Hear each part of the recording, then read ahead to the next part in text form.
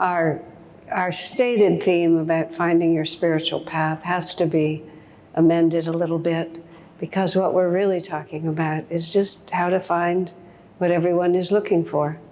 Because it's not like you have to find your spiritual path. If you're a living, breathing, sentient being, you're on your way to divine realization. All the animals, every human, we're all just moving toward it. So it's just a question of how much we dawdle along the way, how conscious we are of where our happiness comes from, how willing we are to change ourselves in order to avoid suffering and find happiness. It's really a very simple proposition. During my 1 year of college, university was not for me. I was looking quite for something else. Oh, thank you. Yeah. So let's not enshrine it quite so beautifully on the altar. We'll put it over here. But it becomes the sacred tradition that we have the paper cup of holy water. We know how those things happen. During my 1 year of university, which I wasn't suited for college. I was smart enough to do it, but I was really looking for something else. I was looking for wisdom. I was looking for a teacher.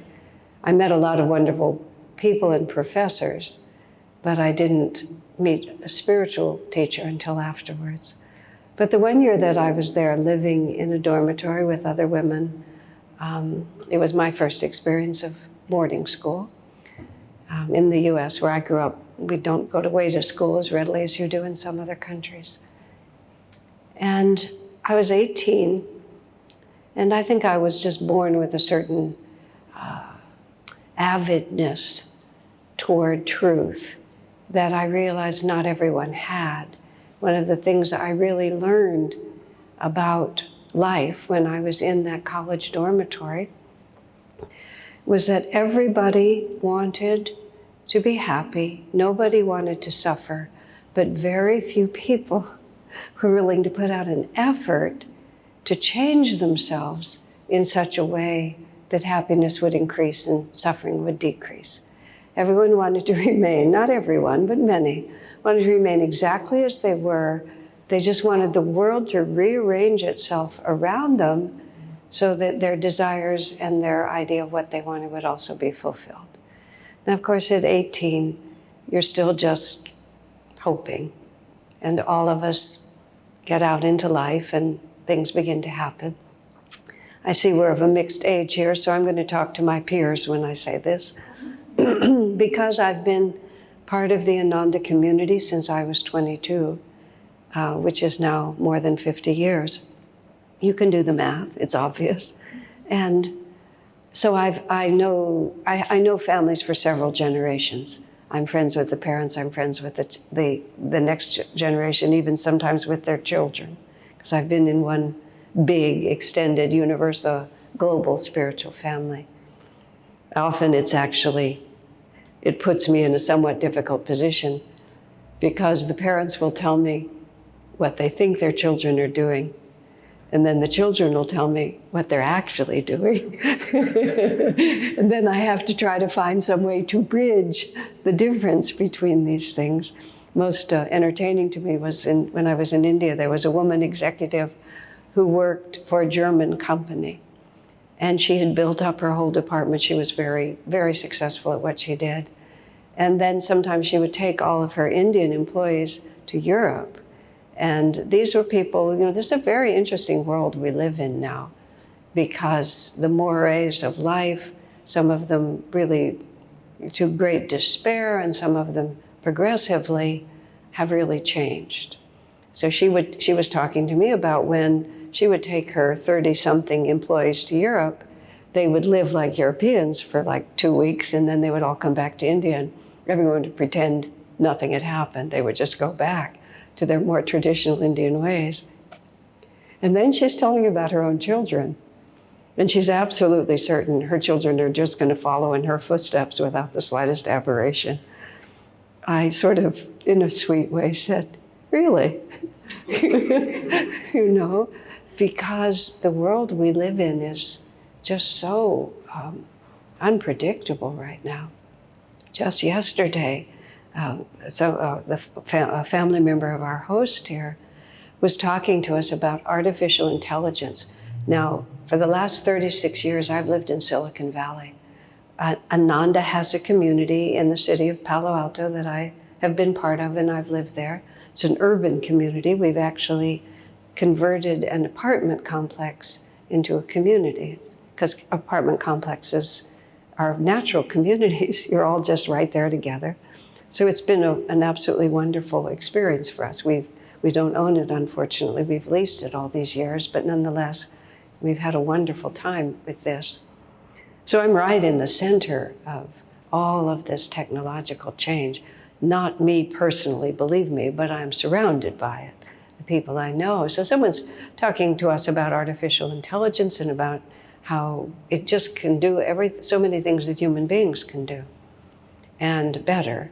And he was talking about just one more high-level tech profession that's probably going to just be eaten alive by this innovation when it comes in. I mean, this is what we're all working with. Simultaneously, he's talking to us. He has 2 small children. He's talking to us about how he's going to educate his children. And he's very broad-minded. And we had this conversation about information, knowledge won't take you anywhere these days. By the time you finish your education, what you've learned is probably going to be obsolete already. And this is a very disconcerting experience. There's really no word for it, because we do like to just settle ourselves down and know what's going to come next and just have something we can rely on. But nowadays, if we're looking to have the external world hold itself in a certain pattern just because we want it to, the chances are it's going to be kind of tough for us, isn't it? And among the many things that Swami Kriyananda, guided by his guru Yogananda, has done is to develop an educational system, which is just in its pioneer days, even though it's 50 years old, but that's not very long for education, because you start with a 4-year-old and it's 30 years before you find out whether your system works or not, because you can't just see whether they pass their exams or get into the university. You have to actually see, who do they become? How do they deal with the vicissitudes of life? After this time, we have seen the fruits, where I am also for more than 30 years. We've established a school that now goes through 12th grade, from preschool up to when they leave for university. And interestingly, 3 of the primary teachers there have been through the school system itself. So they're advocating what they know. It's still tiny, but every revolution begins with a few people, if you really think about it. And once it becomes history, and once the idea has gained, everybody loves it now. And in fact, in science, they say it's not really that new ideas persuade old scientists, it's that old scientists die, and that new scientists come up already thinking these things, which we've all seen, those of us who are of any age at all who didn't grow up with this technology. The children they just know it. And you can partly say because they grew up with it, but I think they were also born for it. If you factor in reincarnation, if you think about how many cycles of time there have been, all these factors are there.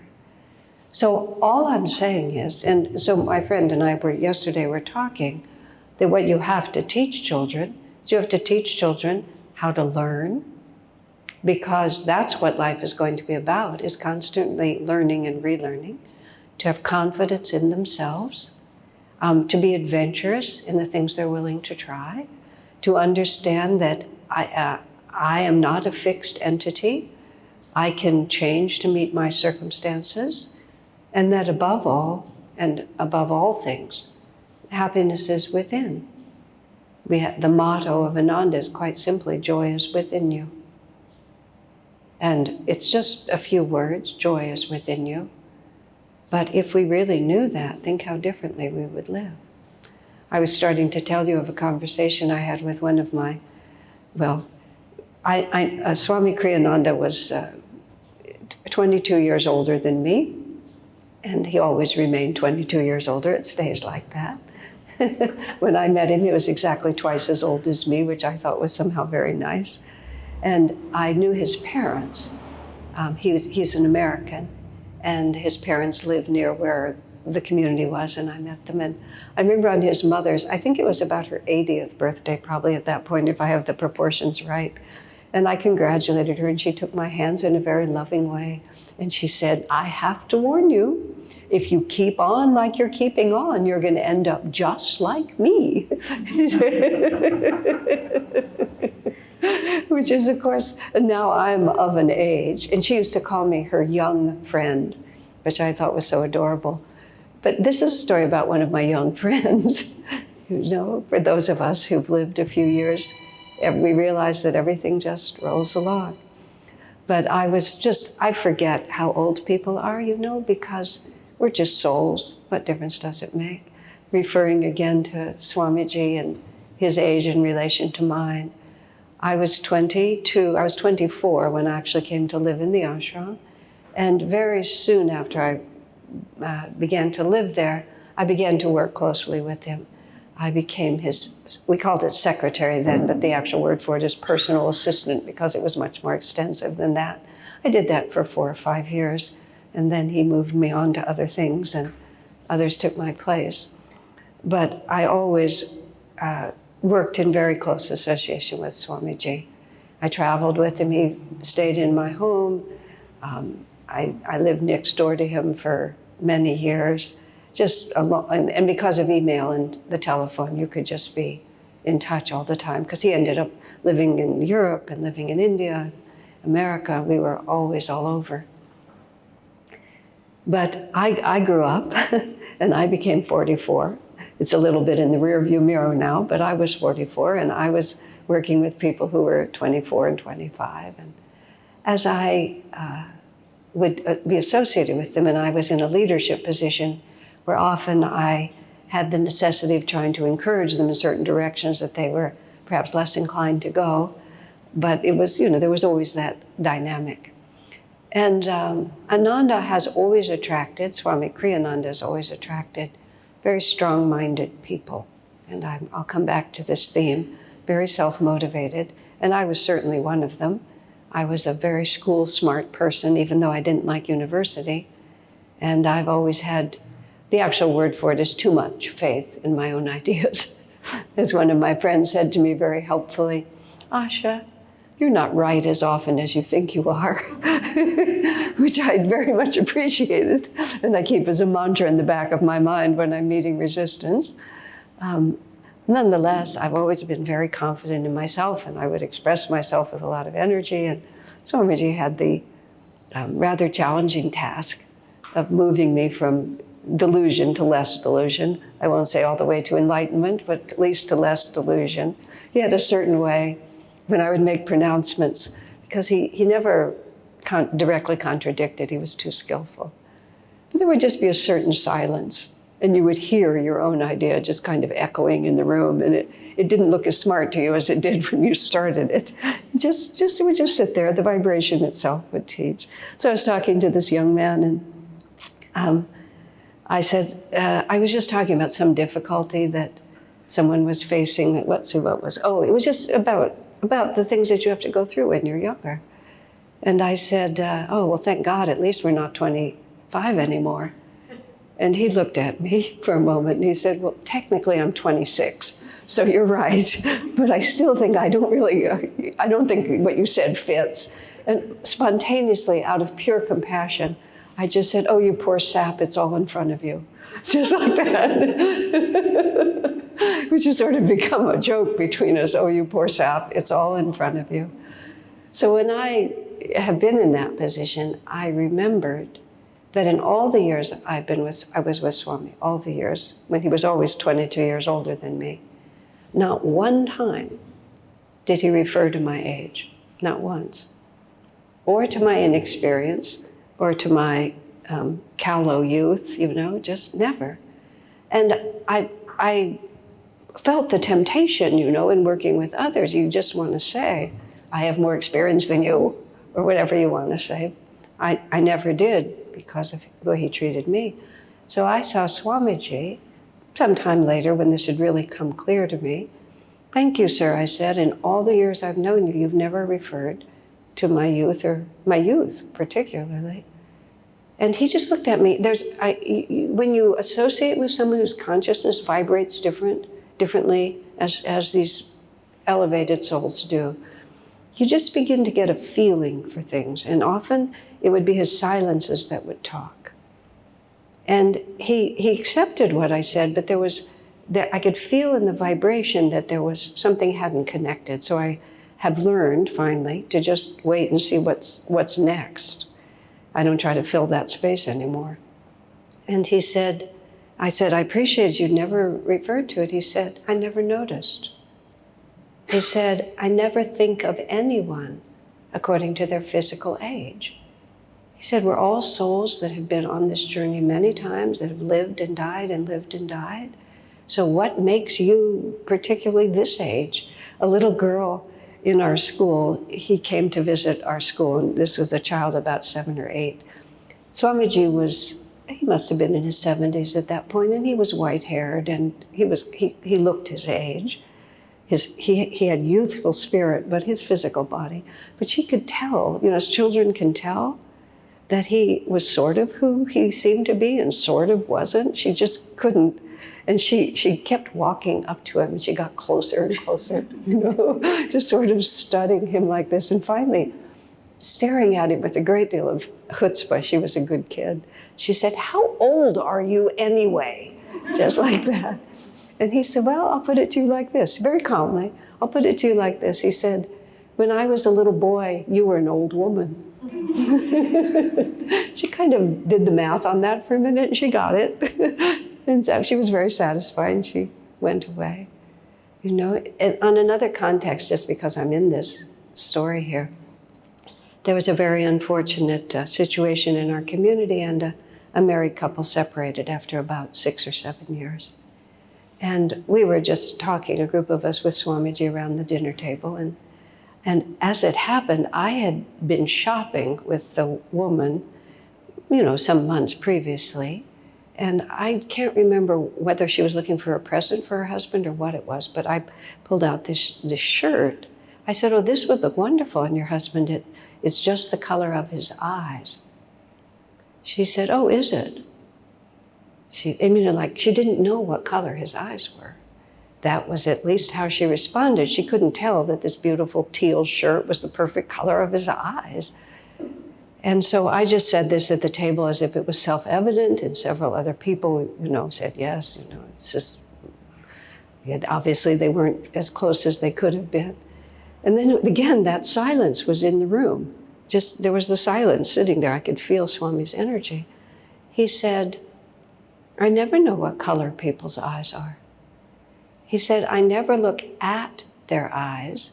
He said, I look through their eyes to their spirit. The eyes are the window to the soul. And there was this woman who had been working with him for like 10 years, and her salient characteristic was these huge, beautiful brown eyes, just absolutely magnificent. That's what you would think of when you would think of her. And she happened to be sitting close to him at the table, and he leaned over and he looked at her like that. And you could sort of see he was like trying to think completely differently. Oh, he said, your eyes are brown. Like that. Okay, why I'm telling you all these stories is simply this. Who we are, what we think we are, what we think we can accomplish, how we think we can be happy. We're just children. We have so much to learn. But the other side of it is, it's all right in front of us to learn. Every day, that's all that we're doing. Our spiritual path is the life we're living. We don't have to go out searching for it. Of course, often when people say that, they mean, what practices am I supposed to do? What master am I supposed to follow? And all of that is very important. But far more important is just the simple fact of, why am I living? What is the meaning of my life? What is the purpose of it? And am I just passing the days? Or am I actually using the gift of this incarnation for something that I can really take with me. You know, it's such a joke. Someone was telling me just in a sweet way, this was not humorous, but in a sweet way, we were served some, and unfortunately, forgive me, I can't remember the name of it, but some typical South African dessert. And when it was served to us, this woman said, "Oh, this was my grandmother's favorite." She said, "When I died, I put a little packet of it in her coffin." Not even imagining that she would ever eat it, but just as a loving gesture of what she felt, you know. So we all know this. We all live in a world where the extraordinary mystery of death just constantly asserts itself. And I am of an age, and my circle of friends is large enough that many people that used to be incarnated are now on the other side, including my own parents. And I have many friends who have now passed, and I've also been privileged to be there on a number of occasions when a person's spirit left their body, the last breath, and they simply went away, which is an extraordinary moment in time. And it definitely puts everything else into a different perspective. You know, in the Mahabharata, as you may know, when Yudhishthira is on his way walking up to heaven, before they're walking to heaven, when they were in exile, and there's the poisoned lake, and each of his brothers drinks of the lake and refuses to answer Lord of Dharma, Lord Yama's questions. And Yudhishthira alone is the one who's going to be willing to answer the questions. So the Lord of Dharma, who is also the Lord of Death, asks him the question, what is the most remarkable thing about human life? And without a moment's hesitation, he answers that everyone dies and everyone thinks it won't happen to him. You know, it's not that we don't know it's going to happen to us, but we don't live properly in relation to it. That's what he really meant. And that doesn't mean that we live mournfully and depressed and sad because all of this is going to end. I remember a friend of mine whose wife was dynamic in the practice of meditation and so on. And he was actually, in an odd sort of way, I think he was more of a yogi than her, because he was really, and he had many of the characteristics of a yogi, but he didn't have faith. And above all, he was far too attached to the sensuality, the sensual world of food and luxury and everything that comes with it. And he just thought that to sacrifice any of that was the stupidest thing he ever heard. And he just didn't even feel that heaven could be heaven, you know, without all of that. But when it came time for him to pass from this world, he was a very strong, athletic man. He had a little pain in his back, discovered he had cancer all through his spine. He died like 10 days after he went into the hospital.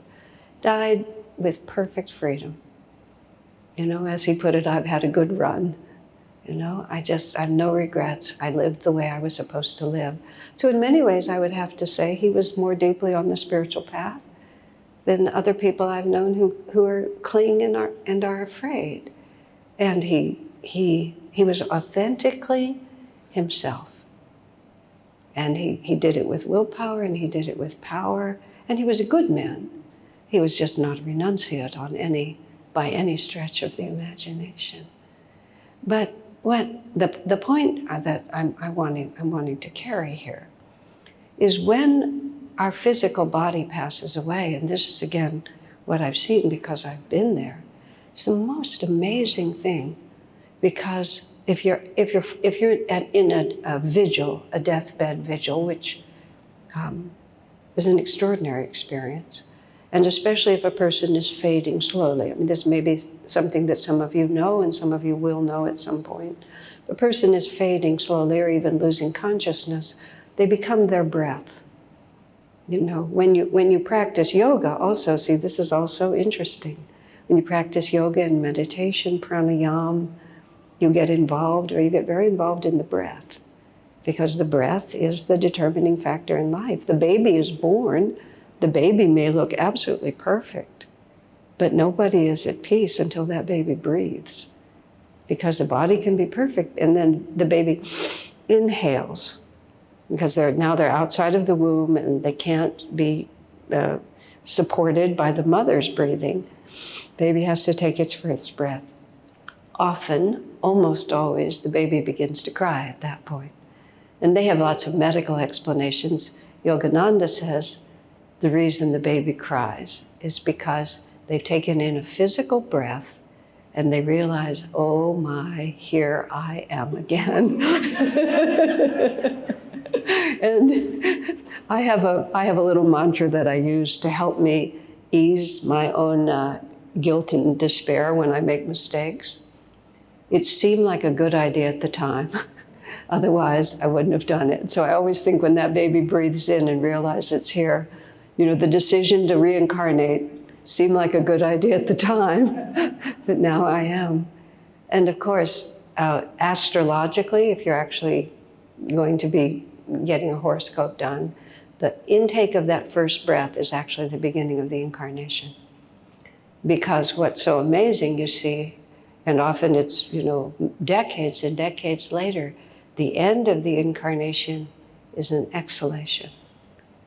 Everything comes back to balance. It's just, there's so many exquisitely beautiful aspects to life, just from if you called it a melody, just from the melody of it. Inhalation, it begins, exhalation, it ends. So if you're there with someone who's not conscious, but they're still in their body and whatever karma they're running through, and I would so love to be able to transfer my consciousness and inherit.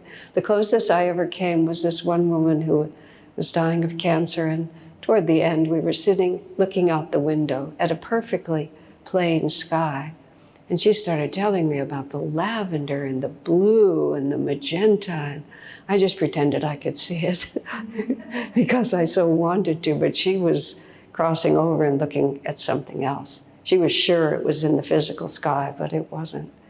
But mostly you just have to meditate and attune as best you can, but you're listening to the breath. And just everyone in the room is listening to the breath. And there's this marvelous thing that happens, which is for a period of time, a person struggles to inhale. They're trying to continue. So they exhale and then there'll maybe a long pause, then there'll be a real gasp to inhale. And then what often happens, not always, but often, suddenly it shifts and they struggle to exhale.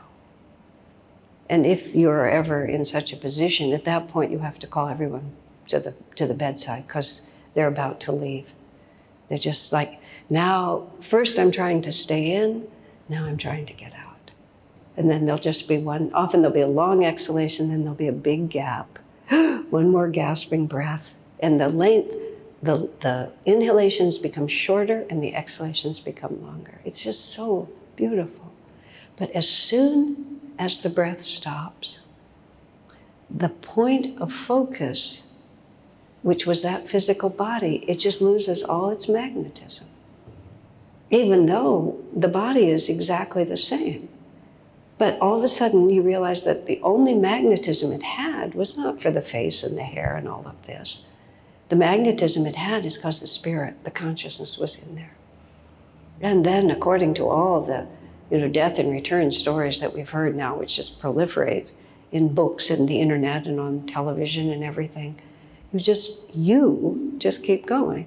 And now they make all these movies, where the actor falls down dead and then the actor stands up again and is just the same, except now they're dead, at least in a certain way dead. But the consciousness, who you are, stays with you.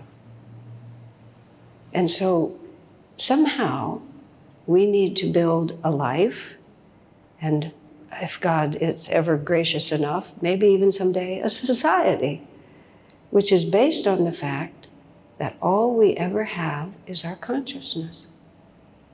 And the consciousness is inescapable. Life is inescapable. Incarnation is inescapable. Physical body, family, associations, everything. Everything about our individuality and our limitation starts with the physical body. It gives us our gender. It gives us, although gender has become mutable, at least in California where I live, but gender, it gives us our ethnicity, it gives us our cultural, it gives us our mother, our father, our siblings, our cousins. It all starts with this physical body. Now, it's not really the physical body that makes us friends. What makes us friends is the vibrations of our consciousness. And when you meet others who have the same vibration of consciousness, you're just friends. Recently, in the last 8 or 9 months, and sporadically prior to that, but intensely for a little while, I've been traveling, doing this, just meeting people in various places and talking to them about these teachings and all of these things. And it's just so marvelous for me. I call it meeting new old friends. You know, and it's partly, let's go to reincarnation, which I always love, you know, let's assume we were all together in ancient Egypt, you know, or maybe we were scientists in Atlantis, you know, who knows, or we were king and queen of Spain at some time. The more fanciful, the more fun, why not? And so maybe it's literally that we have had incarnations together. The Buddha made the remarkable statement that you should be nice to everyone you meet in the world, because every single person that you meet at one time or another, you are very close with that person. If you do the math on that one, that's really scary. But it's still an interesting statement, isn't it, to think about it? But I'm just meeting people, and it's the vibrations. It doesn't matter what you look like or where you come from, or in many cases, I've been places where I don't even speak the same language, but the spirit matches itself. And when we pass away, we go into our energy astral form, and the vibrations in the chakras. Every single thing that we do or think or feel or say or believe or regret or long for, we don't get to get rid of it, like never, because we identify with it. It registers in the chakras. This is a fascinating and wonderful subject about which I have spoken at endless length. I have posted everything that I do on a YouTube channel. I think Shankar mentioned it. If you just go to that channel and type in the word chakras, Swami Kriyananda and Yogananda explained all that so interestingly. But the point of it is, who we are is a vibration of consciousness and energy. And everything that we do affects that vibration of energy. And when we leave our physical body, we simply are what we've always been. We're just not wearing our body anymore. Because we wear our body so long, and most of our clothes don't shift with us. If we picked up the things that we wore when we were a little child, we couldn't put them on anymore. But we wear this body from when it's really small to when it's really, well, when we're finished with it, whenever that is, and it grows with us. And it changes to match us. So we forget that the I that is really I is wearing it, not is it. A friend of mine who was passing in her last week, she was very conscious and very just open about it. And she was talking to a friend just days before she passed. And she said, I'm lying here, and she says, I see thousands, not even hundreds, I see thousands of different faces passing in front of me. She said, and I recognize every one of them was me. She said, so it's really hard to kind of, touch this. She said, it's really hard to be really worried about losing this one. Like what a wonderful free place to go. But who she is, and I don't mean who she is in the eyes of the world, because that's not the measurement of anything. Even the most magnificent, successful person. Swami Kriyananda is a writer, and he also has always loved to read. And he reads for relaxation, and he reads lots of different kinds of books. And for a period of time before Kindles and so on took over, there was this very big used bookstore right near us that was actually owned and run by friends of ours. And Swami would just go in there and he loved to browse the shelves. But he said it was very disheartening to see, like very well-known authors who are not known at all, and all of their books are just warehoused, in this huge bookstore. And it would just be like that. But authors that were magnificently popular, even 25 or 30 years ago.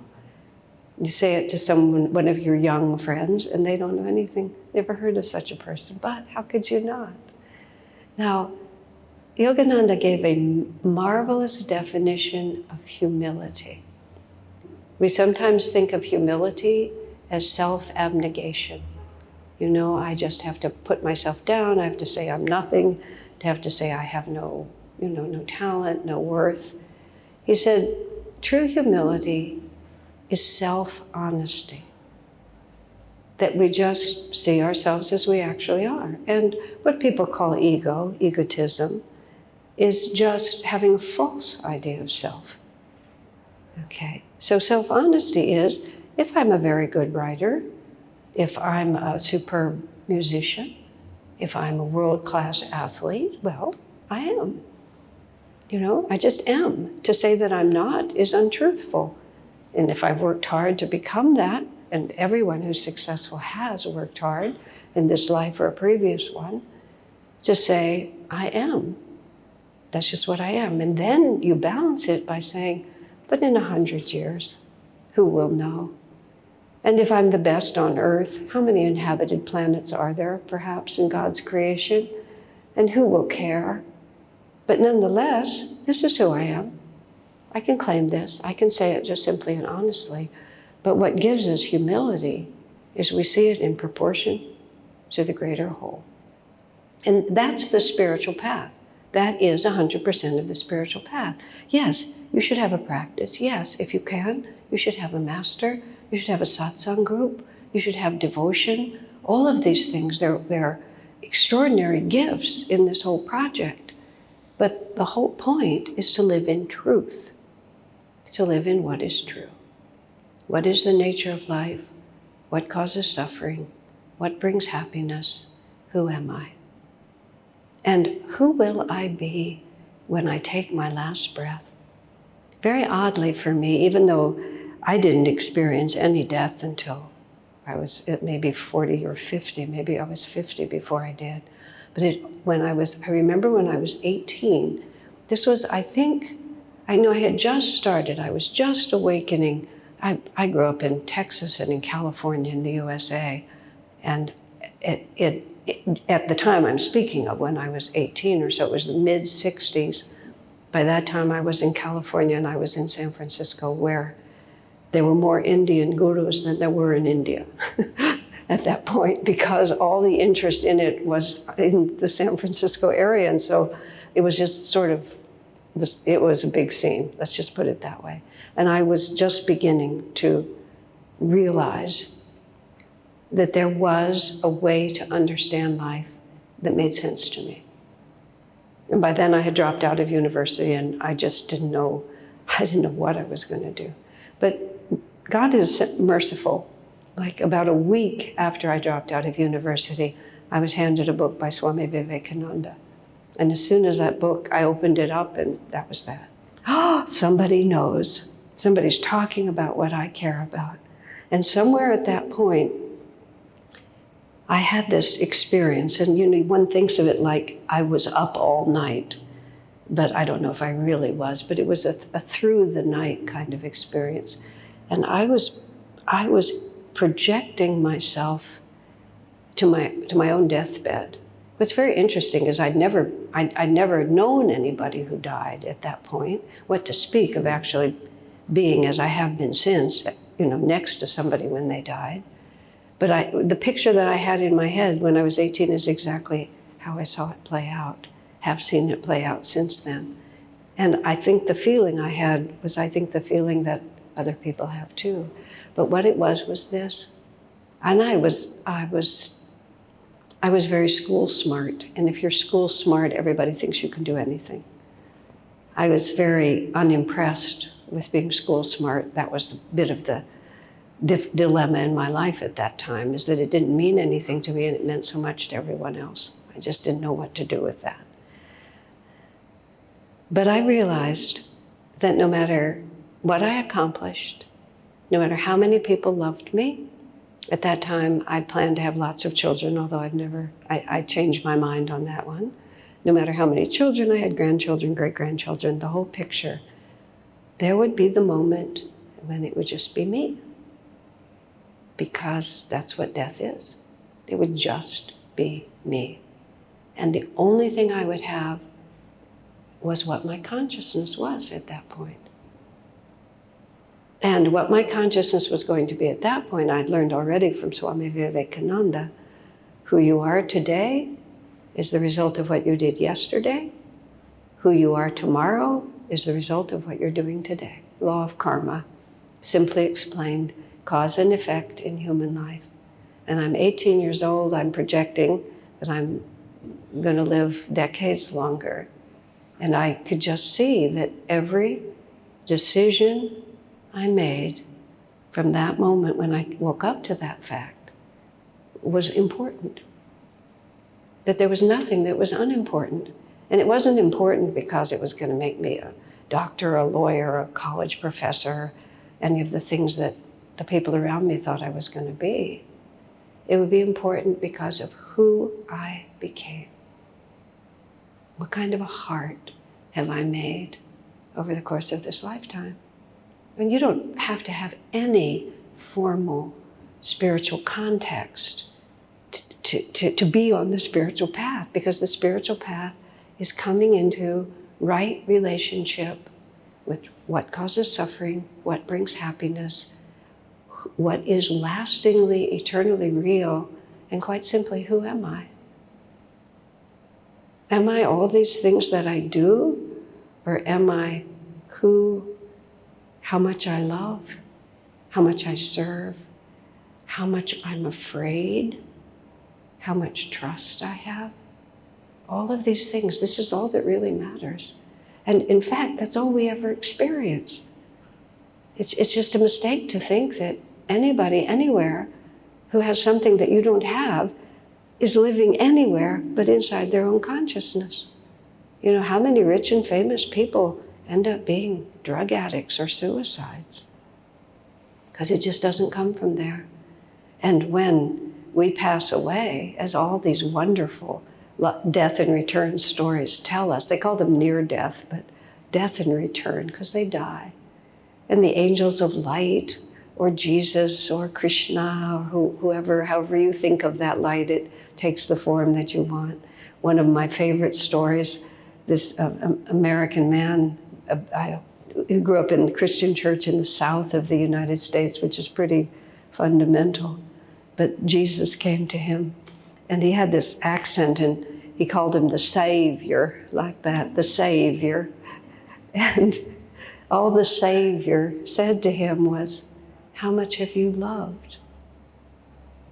And the man had all these different ideas about how worth was determined.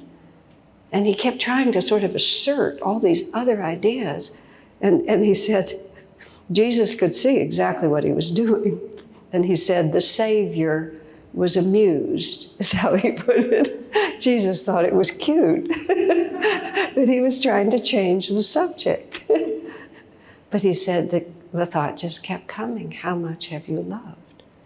Now that doesn't mean, and this is very important, that doesn't mean that you're always nice.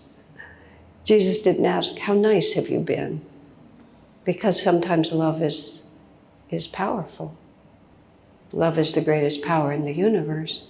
And what we want for ourselves and each other is to rise to that power.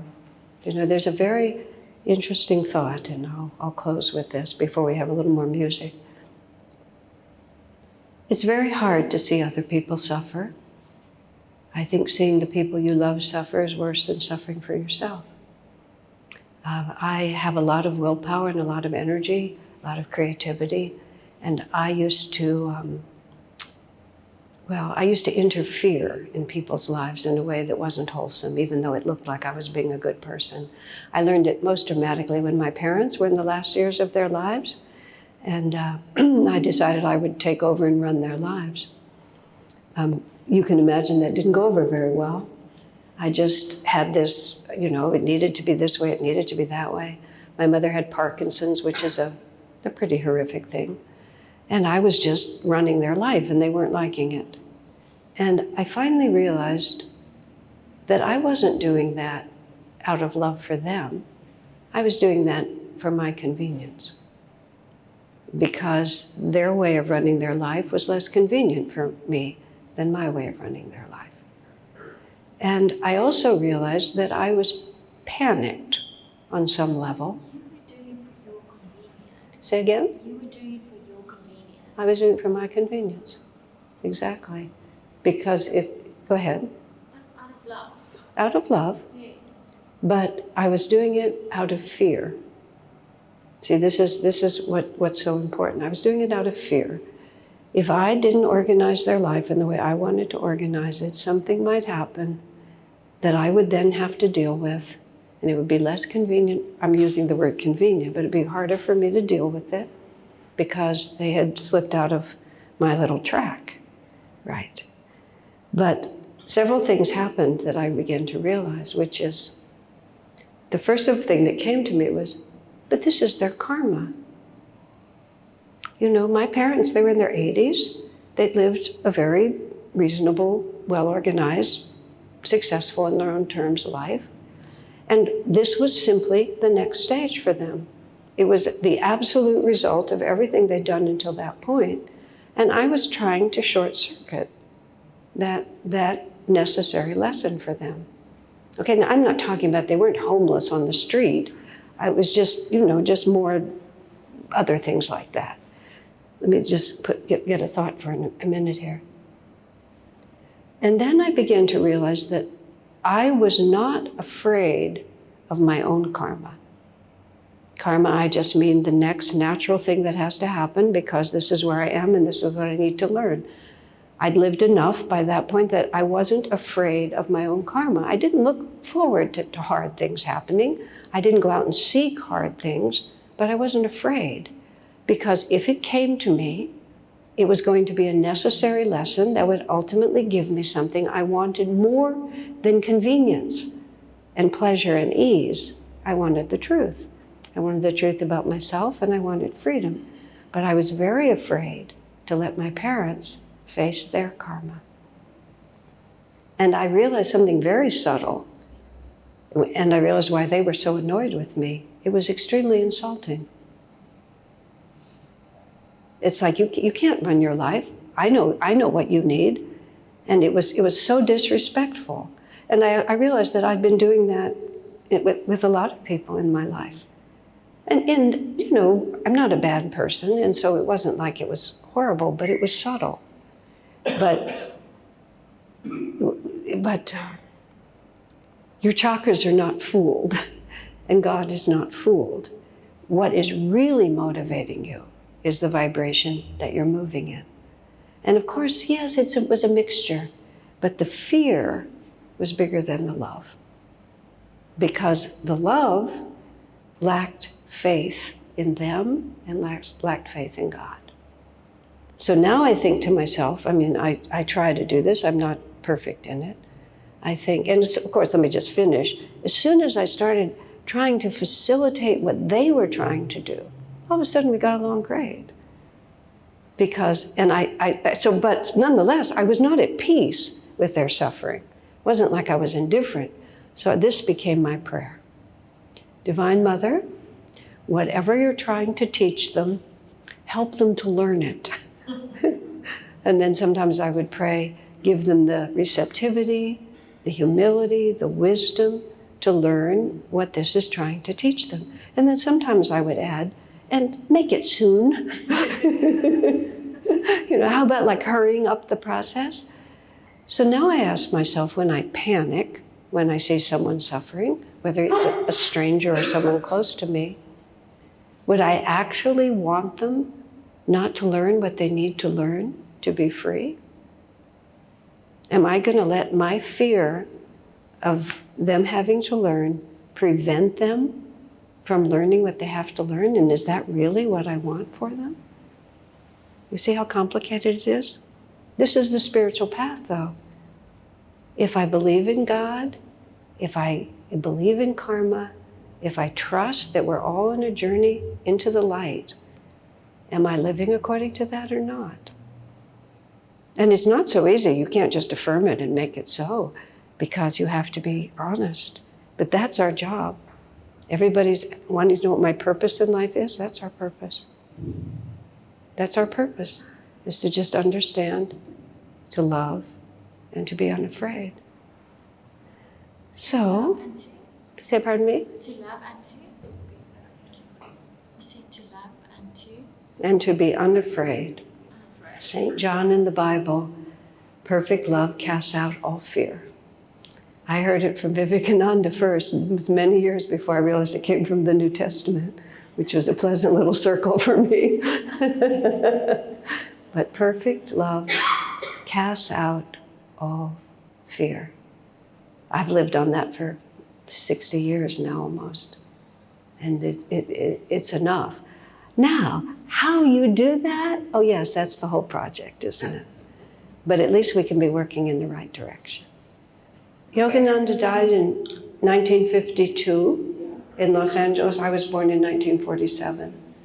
So I was alive. We were on the planet at the same time, but my karma didn't take me there. Swami Kriyananda was in New York City in 1948. Yogananda's autobiography of a yogi was published in 1946. And he had dropped out of college and had planned to be a playwright, had been disenchanted with that world. He was born, he's American, but his parents were working overseas, and overseas from the US. That's a funny word, that depends on where you're standing. We're working outside of their home country. And so he was born in Romania and actually grew up in Europe. He was 13 when they finally came back to the US to live. So he had a very, very cosmopolitan upbringing. He spoke 4 languages before he was 10. But he was a truth seeker and nothing was giving it to him. So he found Autobiography of a Yogi under very almost miraculous circumstances. He tells this whole story. He has an autobiography called The New Path. And he read Yogananda's book in New York City. And as soon as he finished it, he got on a bus, which is, New York City is the opposite of Los Angeles, about as far away as it can be. He spent, I think it took 5 days to come across the United States in a bus. He found Yogananda in Hollywood, California. He knelt in front of him and said, "I want to be your disciple." And Yogananda accepted him on the spot, touched him on the heart, initiated him as a monk and as a disciple at that point. And from that point to the end of his life, 60 plus years later, he followed him without fail, the best of his ability. But 3.5 years after Kriyananda came, and Kriyananda was 22 when he met Yogananda. So before Kriyananda was 26, Yogananda had left the body. So I met Swami, what would it have been, like almost, did the math, like 15 or 16 years later. It's 1969. And in all the years that I knew Swamiji, he never, ever made us feel that we had missed anything by not meeting Yogananda in the body, which is very interesting. I also realized much later that whatever sadness he himself felt that his guru had died when he was so young, he never let it on, never let us know that. Because if we had felt that we had been deprived, then we all would have felt that in some way our own spiritual life was handicapped because we hadn't had the karma to meet him. Because Kriyananda never took the role of guru himself until the very end of his life. He always said he was representing and acting in the name of his guru, Yogananda. So in a most interesting way, we never felt that we had missed out. In fact, Swami said to us once, in many ways you have it easier never having met Yogananda in the body. He said, because it was so confusing, Swamiji said, because I knew that he was God realized. I knew that he had infinite consciousness. And yet he would be in the next room having dinner. He would be dictating a letter. He would be riding in a car. And he said the contradiction between his consciousness and the sort of natural human way he lived, he said, was often very difficult to reconcile. He said, because you never saw him in that light, you never had that contradiction. You just feel him as a living spirit coming into you. So it's a very good question. I mean, as to whether we've met, do I feel like I know Yogananda, which is a different question. I think the answer to that is yes. Although I have to say, and this again creates the same issue, it's because I knew Kriyananda that I understand how divinity and humanity can live together. And so that gives me an understanding that helps. But Yogananda's presence and the presence of Jesus in my life also is very constant. And Babaji, it's very constant.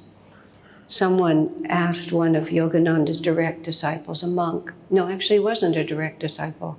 Yogananda had died by the time he became a disciple. Someone said, well, I don't want to be Yogananda's disciple. I need a living guru. And the monk said, oh, Yogananda's alive. It's you who are dead. Which was a rather cheeky thing to say, but it is true, actually. Dead to higher levels of reality. Okay, good question. Is there another? The question is, how important is it to have a specific guru? One guru, to have a God-realized soul to guide you. And there's a lot of people who are asserting that, well, we're coming into a higher age, knowledge is spontaneous, and we can just be our own teachers, that things have changed, and then lots of people make lots of claims about what they can do and can't do.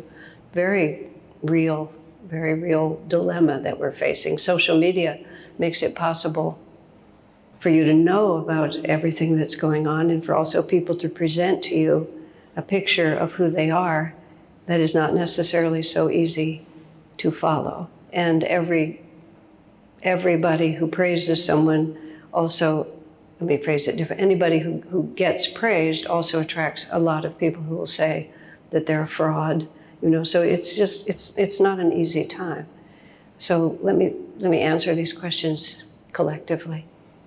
The mere fact of all the technological changes that we're going through does not change Sanatana Dharma. That which has been true since ancient times finds the present shifting of consciousness quite trivial by comparison. It's very real to us because we're living through it, but the fundamental way that the human being is made, the fundamental, what Swamiji called the way of awakening, the inner awakening process is not changed by something as small as a few decades of change, nor is it changed by the advancing age on the planet. It is a fact that we are moving into a higher age. There's a whole, again, part of the Sanatana Dharma system, the ancient system of India, includes the fact that Earth goes through higher and lower ages. And we are coming out of the lowest, the nadir, and we're sort of halfway up the cycle. This is the whole theory of the yugas, which Yogananda writes about in his autobiography. 24,000-year cycle where Earth, the solar system that we're part of, moves closer and farther away from the center of the galaxy where there is tremendous energy. This is not a spiritual fact or even an astrological fact. This is astronomy. This is the physical world. Our physical world moves closer to the center. This planet gets more energy and becomes more enlightened. Thus, we see happening around us this tremendous upsurge of awakening, just as you're seeing it, and interest in awakening. Simultaneously, many people are taking that same increased energy and using it for evil on a truly magnificent scale. So we're watching a polarization happening on this planet where it's shaped, it's very skinny in the middle, and it's heavily concentrated with shadow, and it's heavily concentrated with light. I prefer the word shadow to the word darkness. because shadow is only possible when the light is blocked. And all that shadow means is that the light is blocked. But there are people who are using the same energy in a magnificent way to block the light. So it's a good time to be living because we're very insecure and we have to make choices. But the plethora of choices is very confusing. Now, Sanatana Dharma has said forever that one does need to attune oneself to the consciousness of a God-realized master, because it's not, we do not awaken ourselves by our own efforts. We awaken ourselves to the fact that we need to attune ourselves to a consciousness which is always there. You can call that God, you can call that avatar, you can call that guru. It is the fundamental reality of creation is bliss. Joy is within you. And the whole process of realization, and these are all very long conversations, but every great master that we know about got there by following exactly the path that we're on, which is, Jesus became realized, Yogananda became realized, even Krishna became realized. I know the farther you go back into myth, the more confusing it goes. So when you stay closer, closer to present time, it's easier to understand. Yogananda made the statement that that we learn by our experience what brings happiness and what causes suffering. Unfortunately, we learn slowly, and we profoundly resist that learning process. And so it often takes us many incarnations. We think that this is going to make me happy. The way Yogananda put it, it's perfect. He said, the reason we keep reincarnating is not because life is a catastrophe, human, material life, but because it almost works. And so it almost works. Like my son was magnificent, my husband was a bit of a loser, and my mother-in-law was very difficult, okay? So now I want the same son, I want a different husband, and I want my husband to have a different mother, okay? So we go to the astral world, we line it all up, and then we try for that one. Great, absolutely fabulous. Husband is a jewel. Mother-in-law's okay, son is a total loss, dead loss this time, So next time I'm only gonna have daughters, the problem is I have son, And you just go on and on and on and on, right? If it was just a complete blank, you wouldn't keep trying. It just keeps almost working. And Yogananda further said, anything that you're no longer attracted to is because you've tried it and you found out that it won't make you happy. I mean, now that, again, when you do the math, that really sends you through a long story. But that includes really awful things. I remember once I was so mad at someone, and they were such a bummer in my life, that I actually understood why you would shoot someone. And I mean, normally, I've never held a gun. I've never been anywhere where anybody even fired a gun. I've never been near it. But I just had the thought, if I could just shoot this person, my life would be so much better. And it was fascinating to me to just even watch the thought come up. Because I could see, if I was less conscious, that a person would just do that. It was also so clear to me, and the only thing I could think of is been there, done that. Just tried. I mean, why is it, somebody, your spouse is unfaithful and you shoot their lover and you think that's gonna make it work? But I can see why you would do that. If I could just get rid of you, then everything would be better. It's funny now, but think about it.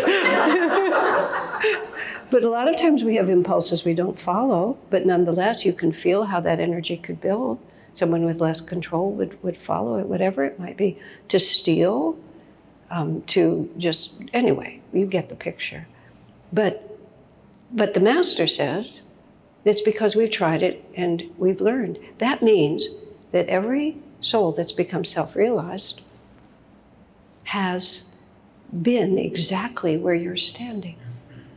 Because everybody has to go through everything.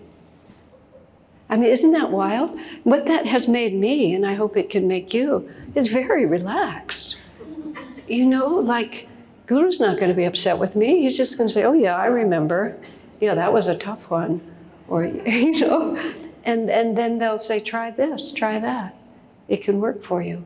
Now, coming back to the question that you actually asked about, do I need this? Only if you think you do. And that is really the answer to it. In Yogananda's autobiography, which is sold millions of copies, and the first line is, the characteristic feature of Indian culture has always been the search for eternal verities and the concomitant, and everybody remembers it as guru-disciple relationship, everybody in my little world. But it's not guru-disciple, it's disciple-guru. Because the gurus are always there, they don't have anything to gain. The first step is, I have to realize that I need help.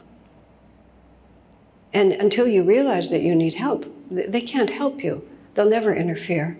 In the US, where this is very little understood, Sanatana Dharma, more so now, but still, people say, well, I don't want a guru, I want to do it myself. You know, I don't want anybody running my life for me, taking over my life. I say, no such luck, honey. There's not a chance that they ever will. It's free. You have to make the choice yourself. And so you just have to keep experimenting with, can I make it on my own? Can I just take a little from here and a little from here and a little from here and a little from here? And will that work for me? Try it. See how that works for you. You just reach a point when Kriyananda knelt before Yogananda and said, I want to be your disciple, the way he writes this story and has told it countless times. Never, he said, in his life did he ever imagine he would say those words to any human being.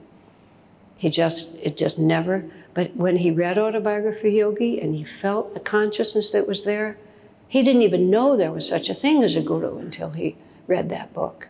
But he just instantly knew that this one can teach me. And so, and sometimes it comes like that. Sometimes it grows in you slowly.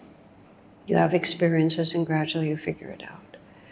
But Sanatana Dharma, which has to be respected because it's had a lot of time to prove itself, you begin to understand this because you need someone who knows you. If you're just going around making your own choices all the time, the very instrument that's making all those choices is the problem. And it's not that it's bad at all. Many of us are very competent. But you just have to align, you have to be in relationship to a higher vibration. So you have a point of reference, you know?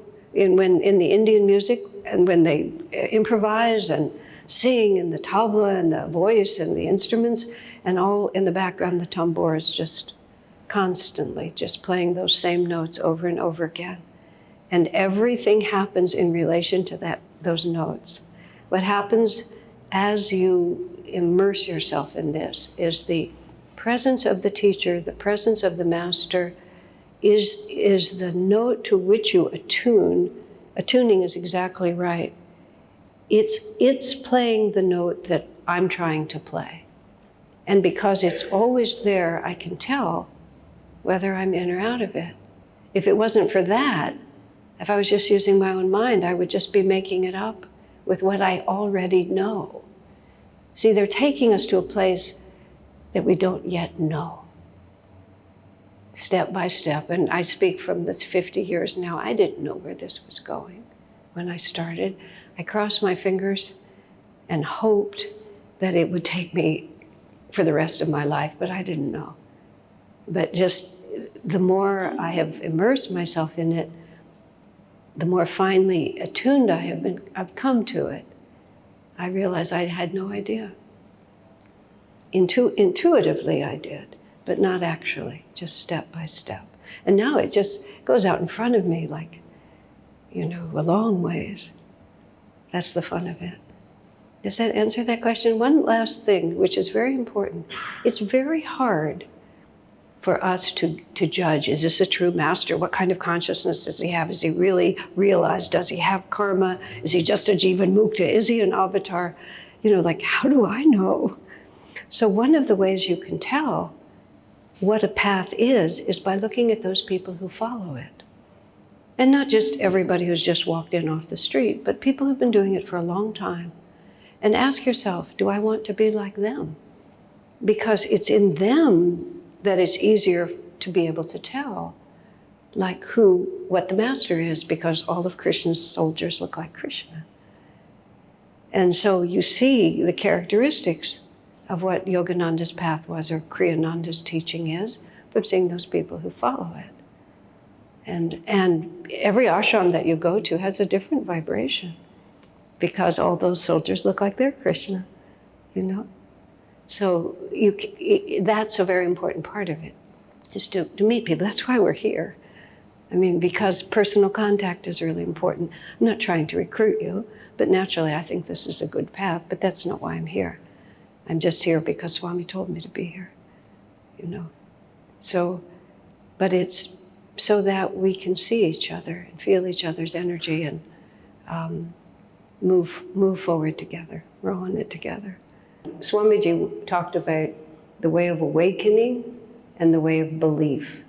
On the level of belief, there will always be contradictions, you know, because the staunch Christians believe that if you don't accept Jesus Christ as your only Savior, then you're damned for all eternity. It's a pretty tough teaching. I'm not fond of it at all, and I'm not sure Jesus would like it very much either. But anyway, there it is. So you'll never reconcile that with the Hindu beliefs ever. You just can't. But the way of awakening, which is when the heart begins to love and to accept and to be generous, and one begins to live in a reality where everyone is important. Every true religion and every true follower of a true religion comes to that. And that's what you're describing. You're describing your karmic journey to deeply appreciate it, and you managed to give birth to 3 teachers, right, in your family, who are all going to be fine people through different means. And if the world were more like that, we wouldn't be in the mess we're in. Isn't that true? So yeah. That's almost what I want to say to the young man. You know, it just be through. I think every teaching says that, know thyself. Know thyself. And that's how you get onto the Yeah. path. There is no fast path. In fact, then speed doesn't. What we name ourselves, is of very little interest to anybody but us.